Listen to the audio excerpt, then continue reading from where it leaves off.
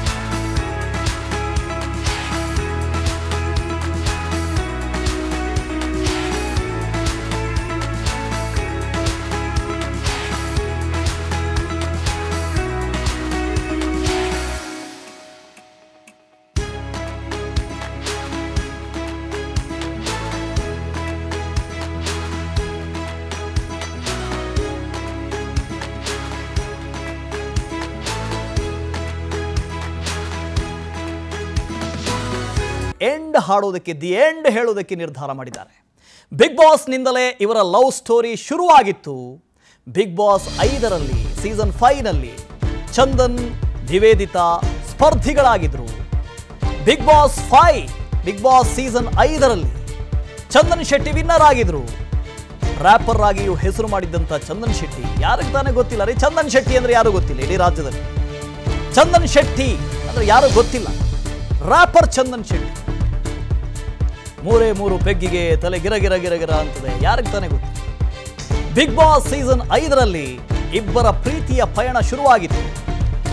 ಅಣ್ಣ ಅಂತಾನೆ ಆಮೇಲೆ ಪ್ರೀತಿಗೆ ತಿರುಗ್ತು.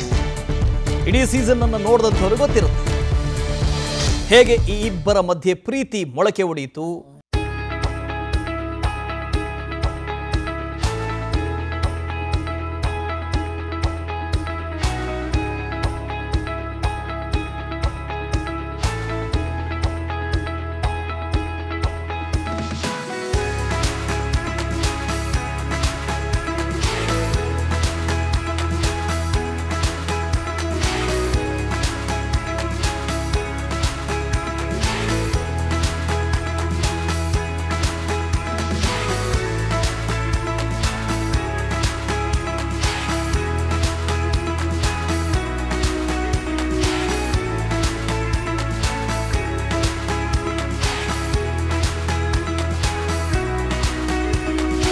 ಏನು ಅಂತ ಗೊತ್ತಿಲ್ಲ ಅಶೋಕ್. ಈ ಕುಟುಂಬ ಅಥವಾ ಈ ಸೆಲೆಬ್ರಿಟಿಗಳ ಬಗ್ಗೆ ಮಾತಾಡ್ತಾ ಇಲ್ಲ. ಜನರಲ್ ಆಗಿ ನೋಡ್ತಾ ಹೋದ್ರೂ ಈ ಡಿವೋರ್ಸ್ ಅನ್ನೋದು ಬಹಳ ಹೆಚ್ಚಾಗ್ತಾ ಇದೆ. ಅಲ್ಲಲ್ಲಿ ನೋಡ್ತಾ ಇದ್ದೀವಿ ವೈವಾಹಿಕ ಸಂಬಂಧ, ಅದರ ಮೌಲ್ಯಗಳು ಅದನ್ನು ಕಳ್ಕೊಳ್ತಾ ಇದ್ದೀವಾ ಅಥವಾ ಪರ್ಸ್ನಲ್ ರೀಸನ್ಸ್ ಗೊತ್ತಿಲ್ಲ. ಬಹಳ ಕ್ಯೂಟ್ ಆಗಿದ್ದಂಥ ಕಪಲ್ಸ್ ಈಗ ಮ್ಯೂಚುವಲ್ ಆಗಿ ಡಿವೋರ್ಸ್ ಪಡಿತೀವಿ ಅಂತ ನಿಂತುಬಿಟ್ಟಿದ್ದಾರೆ. ಏನು ಕತೆ ವಾಸುದೇವ್? ಪ್ರೀತಿ, ಮದುವೆ ಮತ್ತು ವಿಚ್ಛೇದನ, ಈ 3 ವಿಚಾರಗಳಿದೆಯಲ್ಲ, ಇದು ಬಹಳ ಖಾಸಗಿಯಾಗಿರುವಂತಹ ವಿಚಾರ. ಪ್ರೀತಿ ಹೇಗೆ ಹುಟ್ಟುತ್ತೆ, ಯಾರನ್ನ ಮದುವೆ ಆಗ್ತಾರೆ, ಯಾವ ಕಾರಣಕ್ಕಾಗಿ ವಿಚ್ಛೇದನ ನೀಡ್ತಾರೆ, ಇದಕ್ಕೆ ಸ್ಪಷ್ಟವಾದಂತಹ ನಿಖರವಾದಂತಹ ಮಾಹಿತಿಯನ್ನು 3ನೇ ವ್ಯಕ್ತಿ ಹೇಳಲಿಕ್ಕೆ ಸಾಧ್ಯ ಇಲ್ಲ. ನಾವು ಮಾಧ್ಯಮವಾಗಿ ಒಬ್ಬ ಸೆಲೆಬ್ರಿಟಿ ಅಂದರೆ ಸಾರ್ವಜನಿಕ ಜೀವನದಲ್ಲಿ ಇರುವಂಥವರ ಸುದ್ದಿಗಳು ಬಂದಾಗ ಸಹಜವಾಗಿಯೇ ಅದನ್ನು ನಾವು ಪ್ರಸಾರ ಮಾಡಬೇಕಾಗತ್ತೆ. ಯಾಕಂದರೆ ಅವರ ಎಲ್ಲ ವಿಚಾರಗಳನ್ನು ಕೂಡ ನಾವು ಫಾಲೋ ಮಾಡಿರ್ತೀವಿ ಮತ್ತು ಈ ರೀತಿ ಆಗಬಾರ್ದು ಅನ್ನುವಂಥದ್ದೇ ಎಲ್ಲರದ್ದು ಆಗಿರುತ್ತೆ. ಆದರೆ ಮಾಧ್ಯಮಗಳಿಗೆ ಈ ರೀತಿ ಸುದ್ದಿ ಸಿಕ್ಕಾಗ ಅದನ್ನು ಪ್ರಸಾರ ಮಾಡೋದು ಕೂಡ ನಮ್ಮ ಕರ್ತವ್ಯ ಆಗಿರುತ್ತೆ. ಚಂದನ್ ಶೆಟ್ಟಿ ಮತ್ತು ನಿವೇದಿತಾ ಕಳೆದ 5 ವರ್ಷಗಳಲ್ಲಿ 5 ರಿಂದ 6 ವರ್ಷಗಳು ನಾವು ಅಂದಾಜು ಲೆಕ್ಕ ಹಾಕಿದ್ರೆ ಕಳೆದ 6 ವರ್ಷಗಳಲ್ಲಿ ಈ ಜೋಡಿ ಬಹಳ ದೊಡ್ಡ ಮಟ್ಟದಲ್ಲಿ ಸುದ್ದಿ ಮಾಡಿತ್ತು. ಅಂದರೆ ಬಿಗ್ ಬಾಸ್ 5ನೇ ಸೀಸನ್, ಆ ಸೀಸನ್ನಲ್ಲಿ ಇಬ್ಬರು ಕೂಡ ಒಟ್ಟಿಗೆ ಬಿಗ್ ಬಾಸ್ ಮನೆಯಲ್ಲಿ ಕಾಣಿಸ್ಕೊಳ್ತಾರೆ. ಅಲ್ಲಿಂದ ಶುರುವಾದಂತಹ ಪರಿಚಯ, ಸ್ನೇಹ, ತದನಂತರ ಪ್ರೀತಿಗೆ ತಿರುಗಿ ಮದುವೆ ಆಗ್ತಾರೆ. ಎಲ್ರಿಗೂ ಗೊತ್ತು, ಇಬ್ಬರೂ ಕೂಡ ಕಿರುತೆರೆಯಲ್ಲಿ ಬಹಳ ದೊಡ್ಡ ಹೆಸರನ್ನು ಮಾಡಿದ್ರು. ಚಂದನ್ ಶೆಟ್ಟಿ ಸ್ಪೆಷಲಿ ರ್ಯಾಪರ್ ಆಗಿ ಗುರುತಿಸ್ಕೊಂಡಿದ್ರು. ಬಿಗ್ ಬಾಸ್ಗೆ ಹೋದ ನಂತರ ಅಲ್ಲಿ ವಿನ್ನರ್ ಆಗಿ ಹೊರಹೊಮ್ಮಿದ್ರು. ಅದಾದ ನಂತರ ಬಹಳ ದೊಡ್ಡ ಮಟ್ಟದಲ್ಲಿ ಅವಕಾಶಗಳನ್ನು ಸಿನಿರಂಗದಲ್ಲಿ ಮತ್ತು ಕಿರುತೆರೆಯಲ್ಲೂ ಕೂಡ ಗಳಿಸಿಕೊಂಡ್ರು. ಇನ್ನು ನಿವೇದಿತಾ ಕೂಡ ಎಲ್ಲ ಒಂದು ಕಡೆ ರೀಲ್ಸ್ ಮಾಡಿ ಇನ್ಸ್ಟಾಗ್ರಾಮ್ನಲ್ಲಿ ಫೇಮಸ್ ಇದ್ದಂತಹ ನಿವೇದಿತಾ ಬಿಗ್ ಬಾಸ್ಗೆ ಹೋದ ನಂತರ ತುಂಬ ಜನಪ್ರಿಯತೆಯನ್ನು ಗಳಿಸಿದ್ರು. ಕಿರುತೆರೆಯಲ್ಲಿ ಕೆಲವು ವೇದಿಕೆಗಳಲ್ಲಿ ಕಾಣಿಸಿಕೊಂಡು ಜನಪ್ರಿಯತೆಯನ್ನು ಗಳಿಸಿದರು. ಎಲ್ಲವೂ ಸರಿ. ಆದರೆ 2019ರಲ್ಲಿ ಇಬ್ಬರೂ ಕೂಡ ದಸರಾ ಅಂದರೆ ಮೈಸೂರು ದಸರಾದ ಯುವ ದಸರಾ ವೇದಿಕೆಯಲ್ಲಿ ಇಬ್ಬರು ಸಾರ್ವಜನಿಕವಾಗಿ ಎಲ್ಲ ಜನರ ಮುಂದೆ ವೇದಿಕೆ ಮೇಲೆ ತಮ್ಮ ಪ್ರೀತಿಯನ್ನು ನಿವೇದನೆ ಮಾಡಿಕೊಂಡ್ರು. 2020ರಲ್ಲಿ ವೈವಾಹಿಕ ಜೀವನಕ್ಕೆ ಕಾಲಿಟ್ಟರು. ಯಾವ ಕಾರಣಕ್ಕಾಗಿ ಇವರ ದಾಂಪತ್ಯ 4 ವರ್ಷಕ್ಕೆ ಅಂತ್ಯ ಆಗ್ತಾ ಇದೆ ಗೊತ್ತಿಲ್ಲ. ಸದ್ಯಕ್ಕೆ ಸಿಕ್ಕಿರುವಂತಹ ಮಾಹಿತಿ ಫ್ಯಾಮಿಲಿ ಕೋರ್ಟ್ನಲ್ಲಿ ಈಗ ಇಬ್ಬರು ಕೂಡ ಇದ್ದಾರೆ. ಫ್ಯಾಮಿಲಿ ಆಕ್ಟ್ 138 ಪ್ರಕಾರ ಇಬ್ಬರು ಮ್ಯೂಚುವಲ್ ಅಂಡರ್ಸ್ಟ್ಯಾಂಡಿಂಗ್ ಅಂದರೆ ಇಬ್ಬರು ಪರಸ್ಪರ ಒಪ್ಪಿಗೆಯ ಮೇರೆಗೆ ವಿಚ್ಛೇದನಕ್ಕೆ ಈಗ ಅರ್ಜಿಯನ್ನ ಸಲ್ಲಿಸಿದ್ದಾರೆ. ಯಾಕೆ ಅಂದರೆ ಇಬ್ಬರ ನಡುವೆ ಅಂಥದ್ದೇನಾಯ್ತು, ಇತ್ತೀಚಿನ ದಿನಗಳವರೆಗೂ ಕೂಡ ಇಬ್ಬರು ಒಟ್ಟಿಗೆ ಕಾಣಿಸ್ಕೊಳ್ತಾ ಇದ್ರು, ಸೋಷಿಯಲ್ ಮೀಡಿಯಾಗಳಲ್ಲಿ ಪೋಸ್ಟ್ಗಳನ್ನು ಹಾಕ್ತಾ ಇದ್ರು ಮತ್ತು ಆಪ್ತರ ಜೊತೆ ಅಂದರೆ ಕಳೆದ 1 ತಿಂಗಳ ಹಿಂದೆ ನಿವೇದಿತಾ ಬರ್ಡೇ ಆದಂಥ ಸಂದರ್ಭದಲ್ಲೂ ಕೂಡ ಚಂದನ್ ಶೆಟ್ಟಿ ತಮ್ಮ ಆಪ್ತರನ್ನ ಸಿನಿರಂಗದ ಅನೇಕ ಸ್ನೇಹಿತರನ್ನ ಆಹ್ವಾನ ಮಾಡಿದ್ರು ಅಂತಕ್ಕಂತಹ ಮಾಹಿತಿ ಇದೆ. ಹಾಗಾಗಿ ಇಷ್ಟೆಲ್ಲ ಆದರೂ ಕೂಡ ದಿಢೀರ್ನೆ ಇಬ್ಬರ ನಡುವೆ ಬಿರುಕು ಮೂಡುವಂಥದ್ದು ಏನಾಯಿತು ಅಂದರೆ ಪರಸ್ಪರ ಒಪ್ಪಿಗೆಯ ಮೇರೆಗೆ ವಿಚ್ಛೇದನ ಪಡೆಯುವಂಥದ್ದು ಏನಾಯಿತು, ಯಾವ ಕಾರಣಕ್ಕಾಗಿ ಅನ್ನುವಂಥದ್ದಕ್ಕೆ ಉತ್ತರ ಇಲ್ಲ. ಅದಕ್ಕೆ ಅವರೇ ಉತ್ತರ ಕೊಡಬೇಕಾಗತ್ತೆ. ವಾಸುದೇವ್, ಅಶೋಕ್ ಉತ್ತರ ಇಲ್ಲ, ಎಸ್ ಫೈನ್, ಅವರೇ ಕೊಡಬೇಕಾಗತ್ತೆ. ಆದರೆ ಸಾಧ್ಯತೆಗಳ ಬಗ್ಗೆ ಮಾತಾಡ್ಬೋದೇನೋ ಅಂತ.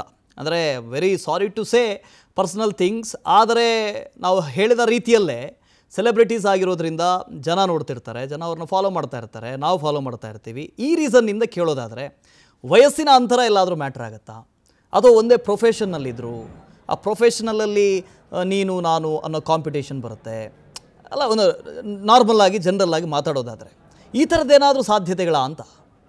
ವಾಸ್ತವ ಸಹಜವಾಗಿ ಸಿನಿಮಾ ರಂಗದಲ್ಲಿರೋರು ಮದುವೆ ಆದಂತಹ ಸಂದರ್ಭದಲ್ಲಿ ಅಂದರೆ ಇಬ್ಬರು ಒಂದೇ ಕ್ಷೇತ್ರದಲ್ಲಿದ್ದಾಗ ವಯಸ್ಸಿನ ಅಂತರ ಅನ್ನೋದು ಒಂದು ಬರಬಹುದು.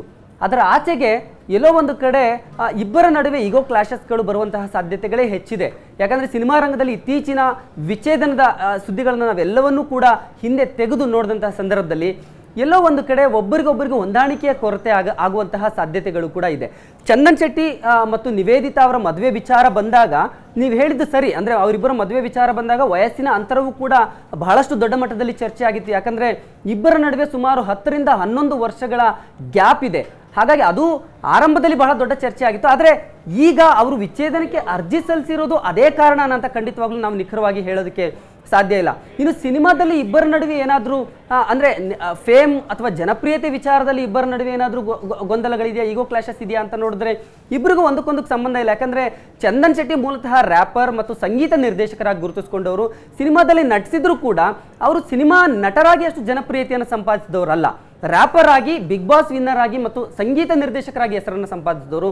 ಆದರೆ ಇತ್ತೀಚಿನ ದಿನಗಳಲ್ಲಿ ನಿವೇದಿತಾ ಅವರು ಟಿವಿ ಸ್ಕ್ರೀನ್ಗಳಲ್ಲಿ ಹೆಚ್ಚಾಗಿ ಕಾಣಿಸ್ಕೊಳ್ತಾರೆ. ನಾವೆಲ್ಲ ನೋಡ್ಬೋದು, ಕಳೆದ 2-3 ವರ್ಷಗಳಿಂದ ಈಚೆಗೆ ಟಿವಿ ಸ್ಕ್ರೀನ್ಗಳಲ್ಲಿ ಅಂದರೆ ರಿಯಾಲಿಟಿ ಶೋಗಳಲ್ಲಿ ನಿವೇದಿತಾ ಅವರು ಹೆಚ್ಚು ಕಾಣಿಸ್ಕೊಳ್ತಾ ಇದ್ರು. ಎಲ್ಲಾದರೂ ಆ ವಿಚಾರಕ್ಕೆ ಇಬ್ಬರ ಮಧ್ಯೆ ಏನಾದರೂ ಗೊಂದಲಗಳು ಏರ್ಪಟ್ಟಿದೆಯಾ, ಹೆಚ್ಚಿನ ಸಮಯವನ್ನು ಇಬ್ಬರೂ ಒಟ್ಟಿಗೆ ಕಳೀಲಿಕ್ಕೆ ಸಾಧ್ಯ ಆಗ್ತಾ ಇಲ್ವಾ, ಹೀಗೆ ನಾವು ಬೇರೆ ಬೇರೆ ವಿಚಾರಗಳನ್ನು ಇಲ್ಲಿ ಚರ್ಚೆ ಮಾಡಬೇಕಾಗತ್ತೆ.